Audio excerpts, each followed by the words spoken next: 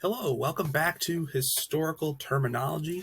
Today we're going to be talking about total war, which is a term that kind of came around in the era of the World Wars, and really kind of means when everyone is fully into the war effort. Previously, um, not everyone at home, the people at home didn't really contribute that much to warfare, right? It was just the soldiers doing that stuff. Total War changed that. This is when the whole country, everybody is united in this conflict. So we're going to talk a little bit about why that's significant and how that change came about. Let's get started. So, like I said, total war is when a nation devotes all of its extra resources to a conflict. All of its people, all of its industry, everything is going towards winning this war. And oftentimes this means rationing food and energy at home, the conversion of the economy into a command economy led by a war department, which happened in the United States during World War I, right? So we had a war department that ran the economy. Basically, it was a command economy for those years. And total war became more of a commonplace tactic during the World Wars and has since then become less common because we haven't had a need to invoke this idea of total war since then. So what's total war's impact on the home front? Like I said, this is a big change, right? Well, at home, total wars had a large impact on individual families.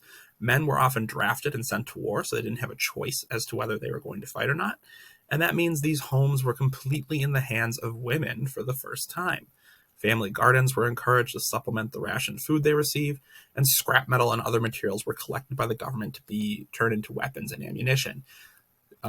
Families and homes had a lot of pressure put on them to contribute in some way to the war effort, whether that meant growing their own food so that the food that was grown in the country could be sent over the seas to the war, or to get rid of all of their trash to make it useful for the war effort. Right. So this is a big change in how countries handled these sorts of things. Women, in particular, had a very large change due to total war. Since most of the men have been asked to go overseas and fight, these tasks that men often did were became kind of something that women had to do. This is where Rosie the Riveter comes in, right? Women had to work in factories and other positions for this first time.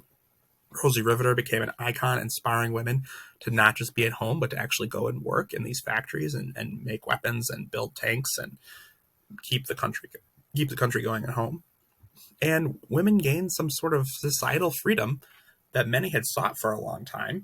And these women now, right, were contributing in ways that they weren't. They weren't just mothers and at home. They were in society, working, doing all these different things. And it became okay for them to do this. And so when the war ended and they were being asked to go back to what they had done before, they weren't very happy about that. They're like, hey, why is it that we're allowed to do these things when we're at war, but now that we're not, we have to go back to just being at home? And this ended up leading to the women's suffrage movement. So women are like, if we can be asked to work in factories and keep the economy going while we're at war, then we can be asked to vote. So these kind of things began to happen in lots of countries around the world. England, France, the United States, all sorts of other areas. The same thing happened with minorities and colonies. Minority groups and people from colonies were also asked to participate in these war efforts.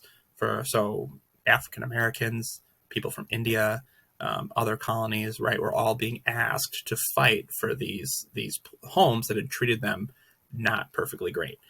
For example, right, African Americans from the U.S. Who had been living under the oppression of Jim Crow are being asked to fight for other people's freedom across the ocean.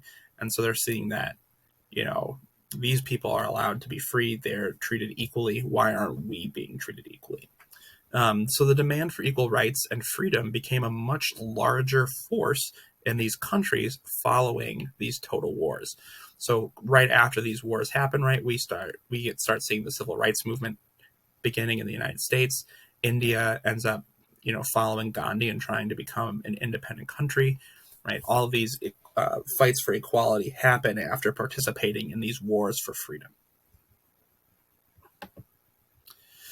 Total war is also just generally much more deadly.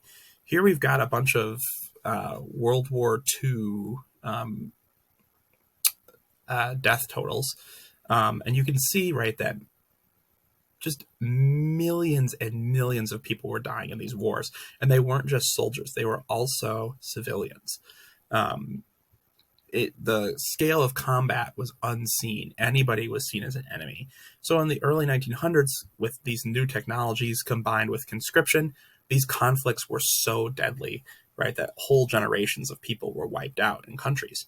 Hundreds of millions of people died, and it was because the entirety of the country was being asked to help aid these war efforts. Civilians were no longer just civilians, they were also part of the war effort, which means they were targets as well. Thank you guys so much for learning about total war and how that changed the scale of warfare in the 20th century. Like I've said at the end of all these videos, please subscribe, ring the bell, and if there's something you particularly want to learn about, go ahead and comment on the video, and I can see if I can make that video happen for you. I'm here to help you learn, and if there's something that I haven't covered that you really want to learn about, I will make that happen for you. So go ahead and leave a comment, and we'll see you next time for some more historical terminology. See you later.